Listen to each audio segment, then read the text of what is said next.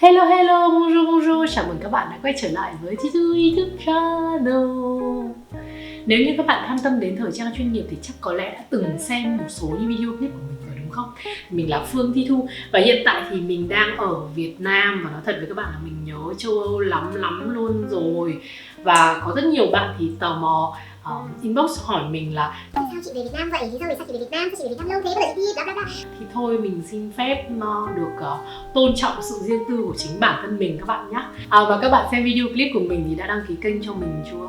Bởi vì xem tất cả những cái statistics này hay là analytics ấy, thì thấy cái phần trăm mà các bạn subscribe kênh mình xem video của mình rất là ít luôn. Mà hầu hết toàn là những bạn không hề đăng ký nhưng vẫn cứ xem video clip của mình, là lý do tại làm sao? Không yêu thương mình hả? Thích mình xem kênh của mình thì cho mình một cái đăng ký đi các bạn. Trời ơi tiếc chi. Video ngày hôm nay thì mình muốn chia sẻ với các bạn một cái chủ đề mà thực sự là mà nói là từ khi mình bắt đầu làm YouTube đến giờ ấy thì mình nhận được rất nhiều những cái câu hỏi, những cái thắc mắc liên quan đến cái sự authenticity của những món đồ hàng hiệu. Thì các bạn biết rằng là mình có một cái trang Instagram mà mình nhận order những đồ hàng hiệu ấy, thì các bạn có thể thấy rằng là mình thực sự là mình đã hiểu rất là rõ, hiểu hơn ai hết là các bạn khi mà các bạn sử dụng đồ hiệu ấy thì các bạn lo lắng nhất về vấn đề authenticity của sản phẩm. Thực ra thì trước đây mình không hiểu được cái điều đấy đâu, mình không nghĩ rằng là nó quan trọng đến như thế đâu, nhưng mà sau này khi mà về Việt Nam rồi thì mình mới hiểu rằng là thực sự là cái sự tiếp xúc với cả sự cọ sát với cả những cái thương hiệu lớn ở Việt Nam nó còn quá nhiều khiếm khuyết, thành ra là các bạn bị thiếu đi rất nhiều về những cái kiến thức về hàng hiệu. Thì đấy cũng là lý do vì sao mà mình muốn làm cái video clip này, và mình hy vọng rằng là cái video clip này sẽ có ích cho các bạn khi mà các bạn tìm kiếm một cái món đồ hàng hiệu ước mơ của mình các bạn nhé. Và các bạn nhớ phải xem hết video clip đấy nhé, bởi vì là ở phần cuối thì rất nhiều cái màn căng thẳng đấy các bạn. Đầu tiên ấy thì mình muốn nói đến một cái khái niệm, một cái từ ngữ mà một cái whatever it is thì mọi người đều nhắc đến rất nhiều, và nó nhan nhản nó được sử dụng rất là nhiều. Và thực sự là mỗi lần mà mình nghe những cái từ đấy như kiểu là hàng tuồn, hàng ăn cắp, hàng lấy từ xưởng ra là mình muốn phát điên lên đấy các bạn. Trời ơi, tại sao các bạn có tiền mà các bạn lại đi tìm những cái đồ của ăn cắp để mua hả các bạn? Lương chi của các bạn để đâu vậy? Alo, lương chi ở đâu? Trời ơi, tiếng Việt nhá, hàng tuồn tức là tuồn ra ngoài, hàng lấy từ xưởng ra là hàng đem lấy từ xưởng ra chứ không phải là đem được xuất từ xưởng ra. Tất cả những cái thứ đó đều là không chính thống, đều là ăn cắp, các bạn hiểu chưa? Trời ơi, thế mà các bạn nghĩ gì? Có tiền mà đi tìm mua những cái thứ hàng tuồn đấy. Trời ơi, các bạn lấy tư cách gì để mà nói chuyện với những người lương thiện đây? Tôi xin các bạn các bạn đừng bao giờ nhắn tin cho tôi hỏi cái kiểu như chị ơi, hàng tuồn có phải là hàng thật không?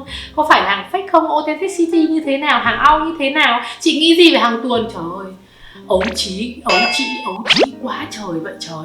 Vì các bạn sử dụng những cái món hàng gọi là hàng tuồn với hàng ăn cắp đấy thì là các bạn đã vô hình chung đi vào cái mạng lưới tiêu thụ hàng ăn cắp rồi các bạn nhé. Là vi phạm pháp luật. Đầu tiên đấy là một hành động không đẹp và vi phạm pháp luật. Chưa kể đến là các bạn còn có thể mua phải hàng fake. Bởi vì ai là người chứng nhận cho các bạn đấy là những cái món hàng thật? Hay là bạn chỉ tin những người bán hàng mà chứ em ơi, hàng chị ăn cắp từ trong xưởng ra đấy, yên tâm hàng xịn đây, mua đi. Trời ơi, các bạn nghĩ gì vậy? Này, mình nói thật nhá, nếu mà không làm người tử tế được ấy thì hãy đừng làm người ngu, mất tiền oan nha mấy bạn. Đừng bao giờ làm cái điều đó. Sự thật ấy thì mình nghĩ rằng là cái sự tích của cái từ hàng tuồn này thì nó bắt nguồn từ những năm 2005, 2006 rồi ấy. Nói chung phải 20 năm trở lại đây rồi. Thì nó có từ những cái người mà người ta ăn cắp đồ điện tử ấy, những người làm trong xưởng này, người ta ăn cắp đồ điện tử ra người ta bán này, hay là những cái người mà người ta ăn cắp nhân viên ở trong các cái store, những cái cửa hàng ăn cắp đồ mỹ phẩm, rồi là nước hoa, cosmetic này kia ra người ta bán thì với cái giá trị chỉ bằng 1/3, thậm chí 1/4 cái giá trị bán ở store thôi, thì có rất nhiều người tiêu thụ những cái món hàng đấy. Còn ở trong các xưởng thiết kế thì các bạn biết rằng là mỗi một bộ sưu tập được trình diễn ra thì người ta phải làm rất nhiều những cái mẫu khác nữa, thì những cái mẫu đấy gọi là prototype. Thì những cái mẫu này là những cái mẫu mà người ta đã xây dựng lên, nhưng mà sau đó khi mà director artistic ấy, thì là những người artistic director ấy, là những người mà người ta duyệt cái bộ sưu tập ấy, thì người ta thấy là có thể không hợp này kia thì người ta loại bỏ ra. Thì những cái món đồ mà đã được sản xuất ra rồi thì có thể là nó sẽ được đưa về tái chế thay vì vứt đi, tức là có thể sử dụng trong những cái mùa năm sau chẳng hạn, có thể là thay đổi sử dụng những nguyên liệu đấy để làm những mùa năm sau. Hoặc là cũng có thể là một số những cái những người thiết kế, những người làm việc trong studio, người ta có thể lấy về người ta dùng. Nhân viên marketing thì có thể sử dụng những cái món đồ đấy, ví dụ như là marketing ở trong, như bạn mình khi mà bạn mình làm cho Dior ấy, thì mình được bạn mình cho rất nhiều những cái món sản phẩm của Dior, thì các bạn là những cái món tester đấy, thì là những cái đồ đấy người ta đem về người ta sử dụng. Thì tất nhiên rằng là đương nhiên là các bạn có thể là người ta chỉ có thể phép sử dụng những cái món đồ đấy cho công việc cá nhân, chứ không thể nào mà đem bán ra. Khi người ta đem bán ra là người ta sẽ bị quy vào cái tội phạm pháp, tức là cái quy vào cái tội là mua bán trái phép tài sản sở hữu của công ty đấy các bạn. Cho nên là nó cũng không hay ho gì đâu. Tiếp theo thì là một cái khái niệm khá là phổ biến nữa, đó chính là hàng staff sale. Thì cái hàng staff sale này để được là các cái thương hiệu bán ra cho những cái nhân viên của mình với cái giá rất chi là ưu đãi, nó chỉ khoảng từ 10 đến 30% với cái giá của store thôi. Tuy nhiên ấy, thì là mỗi một cái nhân viên khi mà mua những cái món đồ staff sale này thì sẽ phải có một cái quota. Cái quota đấy có thể là ví dụ như là 2 cái túi maximum chẳng hạn, hoặc là 5 món phụ kiện thôi, mà không được mua nhiều hơn thế. Thì đấy cũng là một những cái gọi là cái quy định của mỗi một hãng đưa ra. Thì cũng tùy từng thương hiệu, nhưng mà thường sẽ là 2 lần một năm. Trước đây khi mà mình sống ở London, khi mà mình làm việc mình làm tư vấn cho Alexander McQueen chẳng hạn, thì mình cũng được mời đi 2 lần một năm. Thì nó cũng giống như là các cái thương hiệu khác ở Paris vậy, mình nghĩ thế. Vậy thì ai là những cái đối tượng mà được tham gia những cái buổi bày bán, mở bán như thế? Thì đối với những cái bộ sưu tập New Collection đấy, tức là những cái bộ sưu tập mà đang được bày bán chẳng hạn ấy, thì chắc là chỉ có mỗi những cái nhân viên mà làm trong bên mảng studio, hoặc là những cái nhân viên cao cấp của mảng PR and Communication hoặc là marketing ấy, thì họ mới được quyền mua những cái sản phẩm mà đăng New Collection đấy với cái giá ưu đãi mà thôi. Ngoài ra ngay bên cạnh đó thì mình muốn mở ngoặc thêm với các bạn là có rất nhiều những cái nhân viên cao cấp ở trong những cái thương hiệu ấy, ở những cái vị trí cao cấp thì họ sẽ có những cái gọi là vestiaire, tiếng Anh là cái gì quên rồi. Thì mình sẽ viết vào đây cho các bạn thấy. Thì cái budget này là một cái budget là giống như lương của họ đó, tức là trong cái budget này ví dụ họ có 10.000 hoặc 20.000 tiền quần áo sử dụng đồ hiệu của cái thương hiệu đấy. Ví dụ như là họ có thể mua bất kỳ các món, ví dụ như là vòng tay, áo rồi cho cái sự cá nhân của họ, cho cái sử dụng cá nhân của họ. Bởi vì họ chính là những cái face của cái thương hiệu thì họ bắt buộc phải mặc những cái đồ của thương hiệu đấy. Tuy nhiên là họ sẽ không được mua với cái giá 10 hay là 30% so với giá store nha, mà họ sẽ phải lấy những cái món đồ ở ngoài store đấy với cái giá mà full price và trừ thẳng vào cái budget về vestiaire mà họ có đấy các bạn người nha. Thì mình mở ngoặc thêm cho các bạn hiểu cái chuyện đấy. Còn quay trở lại với cả cái staff sale ấy thì đấy là về những cái mảng mà New Collection. Còn đối với Old Collection thì Old Collection thì ví dụ như là bây giờ đang là Spring Summer đúng không? Thì những bộ sưu tập của Autumn Winter thì nó đã trở thành Old Collection, và kể cả những cái bộ sưu tập của những cái năm trước nữa thì nó sẽ được bày bán vào cái phần staff sale, và cái này thì người ta sẽ gọi nhiều hơn là VIP sale hay là press sale. Ví dụ press sale là sẽ mở bán riêng dành cho giới báo chí chẳng hạn. Thì cái đối tượng được mời tham gia vào cái buổi mở bán này thì nó rất là rộng hơn rất là nhiều, thì nó bao gồm tất cả những cái nhân viên của cái thương hiệu đó này, rồi là những cái đối tác này. Ví dụ như khi mình làm consultant cho họ, mình làm tư vấn cho họ thì mình cũng là đối tác của họ đúng không?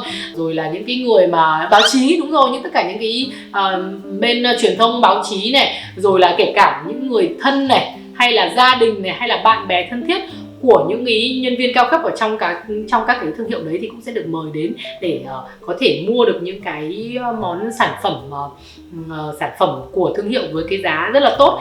Có thêm cả những cái khách hàng VIP nữa. Khi mà các bạn đã là khách hàng quá thân quen, quá là VIP của cái thương hiệu rồi thì thỉnh thoảng họ cũng vẫn mời bạn vào những cái buổi VIP sale hoặc là những buổi press sale đấy, để giống như là một cái dạng kiểu như là nuông chiều bạn đó, spoil được bạn vậy đó. Thường trong những cái đợt mở bán như thế này thì sẽ có bao gồm cả cái Old Collection là cái năm vừa rồi này, rồi là cả những cái năm trước nữa rất là nhiều các cái bộ sưu tập, tất cả những cái gì còn lại trong archive thì là sẽ được đem ra bày bán mọi người nhé. Tiếp theo đó thì chắc chắn là một cái thuật ngữ mà các bạn rất là quen thuộc rồi đúng không? Đó chính là sale, public sale hay là general sale.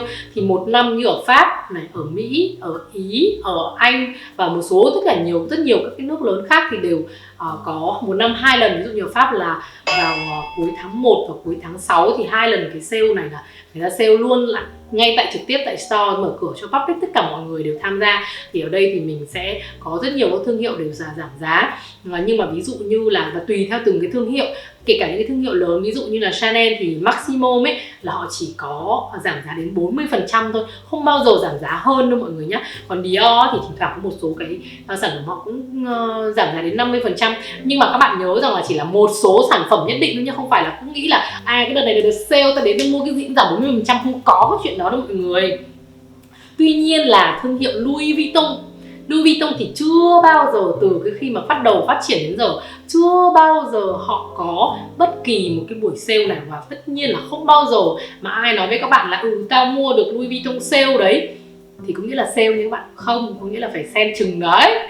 Chứ còn Louis Vuitton ấy là đồ của Louis Vuitton chỉ có là có thể là có press sale hay là VIP sale hay là staff sale thôi thì mới có đấy, còn không bao giờ là có public sale nha mọi người.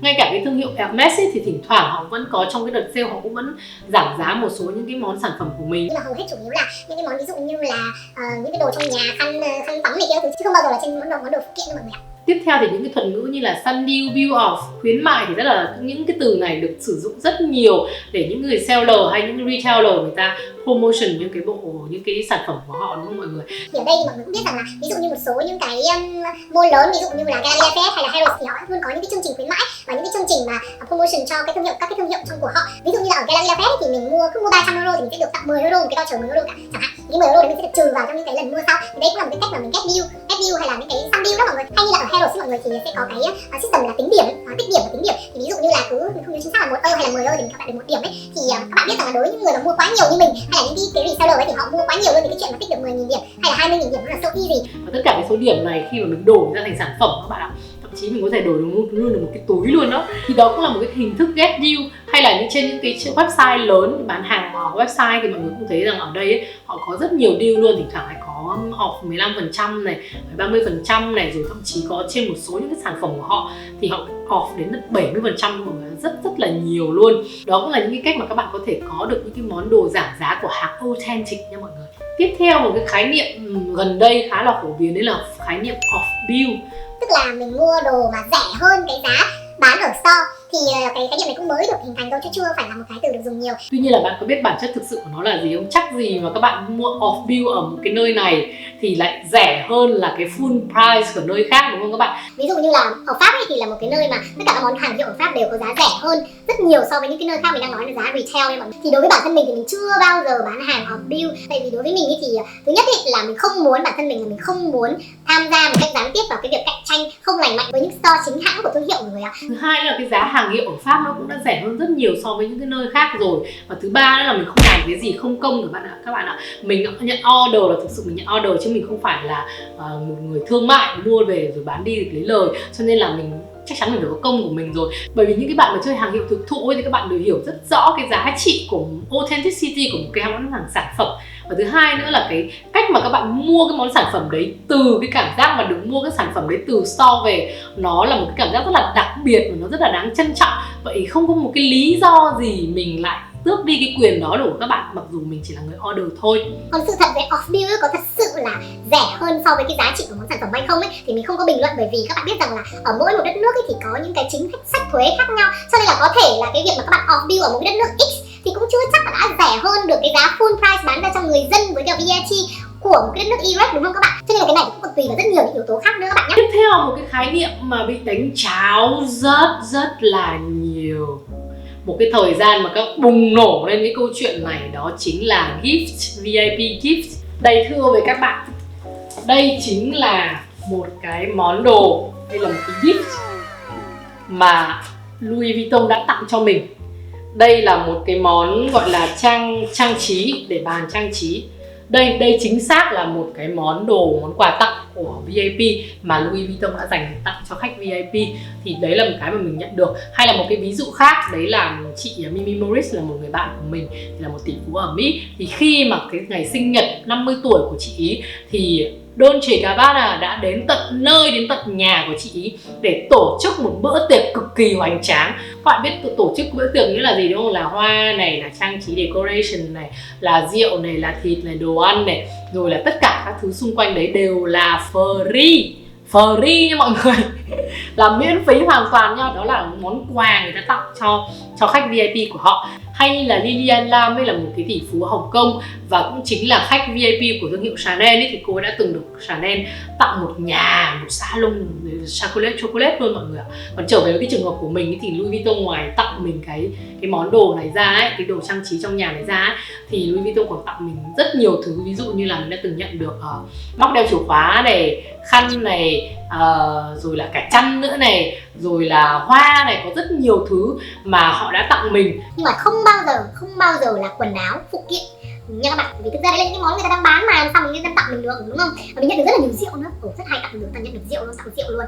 Thì đấy là những cái món quà, đấy là những cái cách mà những cái thương hiệu nổi tiếng người ta spoil được khách hàng của mình, khách hàng VIP của mình, chứ không phải là những cái món đồ, mấy cái món đồ ba quỷ lăng nhăng xong rồi tự nhận đấy là VIP gift. Không có chuyện đấy đâu bạn ạ. Cụ thể năm 2018 thì thương hiệu Chanel ấy đã chính thức khởi kiện 99 account Instagram bán những cái món đồ mà không phải là đồ của Chanel nhưng lại tự nhận là Chanel gift tất cả những món đồ đấy. Các bạn hỏi mình có phải là authentic hay không thì câu trả lời rồi đó. Đây mình để một số những hình ảnh tư liệu cho các bạn thấy rằng đây là sự thật luôn mà. Có đến 99 account bán những cái món đồ mà vớ va vớ vẩn xong rồi tự nhận đấy là hàng VIP gift của Chanel. Cũng ở cái thời điểm đó thì có rất nhiều cái seller tung lên thị trường những cái món đồ mà nói là VIP gift của Chanel ấy với cái giá rất là rẻ, chỉ khoảng 4 đến 5 triệu đồng thôi. Thì thật ra là các bạn hỏi mình có phải là đồ thật không thì mình cũng đã nói với các bạn rồi đấy. Những cái gì món đồ mà VIP gift mà mình nhận được là như thế đấy, và những cái gì mà mình chứng kiến là như thế đấy. Còn những món đồ này thì mình không biết. Ngoài ra thì còn có một số những món quà gọi là PR gift, thì những cái món quà này là những cái món quà mà Chanel hay là Louis Vuitton hay là Dior, bất kỳ các thương hiệu lớn nào đều được dành đem tặng, gửi tặng cho báo chí này, cho những cái đối tác của họ này, hay như là những cái khách hàng mà đi xem tham dự show. Ví dụ như đợt vừa rồi khi mà mình đi tham dự show của Louis Vuitton thì mình đã được tặng một cái khẩu trang và một cái ví nhỏ. Thì cái này là những cái món đồ mà của thương hiệu làm ra với một cái số lượng rất là nhỏ để gửi tặng những cái nhân vật đấy, cho nên là mình không nghĩ rằng những cái nhân vật đấy sẽ đem ra bán lại cho các bạn đâu. Vẫn còn một cái khái niệm nữa, đấy chính là GWP, thì có nghĩa là Gift with Purchase, tức là cái này là khi mình mua một cái món đồ nào đấy của cái thương hiệu này thì mình sẽ được tặng thêm một cái món này. Thì cái áp dụng này thường được áp dụng rất nhiều trong cái việc mà bạn mua những cái đồ cosmetic, đồ mỹ phẩm. Các bạn biết rằng là những cái thương hiệu lớn như là Chanel, Dior, rồi là Armani thì họ đều có cái dòng cosmetic của họ. Tuy nhiên là nếu như các bạn thực sự mà tìm hiểu, các bạn thực sự mà into cái ngành thời trang chuyên nghiệp ấy, thì các bạn biết rằng là hai cái việc mà bên ready to wear và bên cosmetic là hai cái bầu trời hoàn toàn tách riêng các bạn ạ. Khi mà một ai đó nói với các bạn là I'm working in fashion, có nghĩa là làm về ready to wear, chứ còn ai mà nói với các bạn là tôi làm in luxury industry ấy, thì chưa chắc đâu các bạn ạ. Bởi vì còn có thể là khi mà rất nhiều người ta làm ở trong cosmetic thực sự mà nói thì ví dụ như như thương hiệu Chanel chẳng hạn, đúng không? Một chai nước hoa Chanel bạn có thể mua được chứ không phải không. Rất đơn giản để có thể mua được một cái lọ nước hoa Chanel, nhưng để sở hữu một cái áo Chanel thì là một câu chuyện hoàn toàn khác. Nên là mặc dù là cosmetic có thể đặt ra một cái là bên đồ luxury của cosmetic là thương hiệu Chanel, nhưng nếu mà để nói cái đối tượng khách hàng của cosmetic luxury thì vẫn khác hoàn toàn xa vời so với cả đối tượng khách hàng của ready to wear luxury nha mọi người. Cái này là hai cái mà mình nghĩ rằng là cái chuyện bình thường mà các bạn không biết, bởi vì khi mà mình không làm được trong ngành thời trang chuyên nghiệp và không được thời trang cao cấp thì mình không thể biết được chuyện này. Quay trở lại với cả cái khái niệm GWP ấy, thì ví dụ như đây là một cái touche de toilette mà mình được Chanel mua của Chanel Parfum. Nó tặng mình khi mà mình mua rất nhiều đồ mỹ phẩm, với cả chẳng nhớ mua những cái gì nhưng mà mua rất là nhiều, thì họ đã tặng mình là cái này nó bằng nhung nha mọi người, bằng nhung và nó rất là, nói chung là làm rất là sơ sài luôn. Đây là đồ của mình trong này thì nó không có một cái gì, nó chỉ có mỗi chữ Chanel Parfum thôi, như thế này thôi, rất là đơn giản. Và cái này thực sự là từ hãng ra nhưng nó là hãng cosmetic của thương hiệu Chanel ready to wear. Thì nói thật với các bạn là không thể nào mà có cái chuyện mà free được, mà cái giá của cái này cũng phải lên đến tầm 2.000 đến 3.000 euro nếu như nó là leather. Và các bạn để ý rằng là tất cả những cái món quà GWP ấy thì không bao giờ nó là đồ leather nha các bạn, rất là hiếm. Nó chỉ có thể là bằng những cái chất liệu rất là rẻ tiền thôi, nó chất liệu dễ tìm. Mình không dám dùng từ rẻ tiền đâu các bạn lại chửi mình, nhưng mà thôi, nó sẽ là những cái chất liệu rất là bình thường, không phải là những cái chất liệu khó sử dụng. Bởi vì may một cái túi này bằng da thì bằng vải cái gì mà ai mà chả may được, không phải là điều khó khăn. Và thực ra các bạn thấy rằng là ở đây mặc dù ở trên cái khóa này nó có cái chữ rất là nhỏ ở đây, các bạn nhìn không? Nó có một cái logo rất là nhỏ ở đây, logo Chanel rất là nhỏ ở đây nữa, nhưng mà thực sự mà nó không nói lên được cái điều gì cả ấy các bạn. Và đây nó cũng vẫn là chỉ là một cái món quà bên cosmetic thôi, nó không nên so được với cả những cái sản phẩm của siêu tập Chanel. Thì các bạn nên chú ý khi mà các bạn muốn tậu về cho mình một cái món đồ hàng hiệu, món đồ cao cấp nào đó, thì hãy dành những số tiền của mình cho nó xứng đáng một chút, và cũng phải tìm hiểu kỹ trước khi mà mình mua một cái gì. Vì nói thật với các bạn, 4 triệu 5 triệu không phải là tiền à. Tiền chứ nó không phải tiền đâu. Các bạn cứ nghĩ rằng là các bạn đã sở hữu, mặc dù là đấy thực sự là nó là một cái vấn đề, nó không phải chỉ là tiền không, mà nó vấn đề là một cái mình bị lừa ấy các bạn. Mình bị lừa bởi vì thực ra là họ đã đánh tráo những khái niệm đó để đánh lừa mình. Mình cứ nghĩ rằng là mình xài món đồ hiệu của Chanel, nhưng mà thực ra cuối cùng là mình vứt 4 triệu 5 triệu để đi mua cái gì đâu ấy, đâu có phải là đồ hiệu đâu. Đấy, thì vừa rồi mình đã chia sẻ với các bạn rất nhiều những cái từ những cái khái niệm mà đã bị đánh tráo, đã bị sử dụng một cái cách không đúng với cái giá trị thật của nó để nhằm được những cái mục đích riêng của một số cá nhân. Thì mình hy vọng rằng là cái clip này của mình có thể giúp cho các bạn có thêm một cái kiến thức, và để tránh cho các bạn gặp được những cái trường hợp mà nói chung là nó dở khóc dở cười. Thì nếu như mà các bạn còn thắc mắc những cái điều gì nữa về xung quanh những cái đồ hàng hiệu thì cũng nhớ comment ở bên dưới cho mình biết, và mình sẽ cố gắng, không hứa nhưng mà sẽ cố gắng có thể trả lời được hết các bạn, hoặc là sẽ gom vào làm một cái video sắp tới cho các bạn ở trong những cái trên kênh YouTube của mình. Nên là các bạn nhớ phải đăng ký kênh của mình nhá, xong rồi nhớ phải là comment này cho mình biết là các bạn đã xem đến tận giờ phút này này, rồi là các bạn phải like này, xong rồi là phải share nữa này. Đấy, nhớ nha các bạn, nếu mà yêu thương mình thì phải làm điều đó cho mình chứ, đúng không? Đấy. Ok, còn bây giờ thì video clip này kết thúc tại đây rồi. Cảm ơn các bạn rất là nhiều và hẹn gặp lại các bạn trong những video clip sắp tới. Bisu.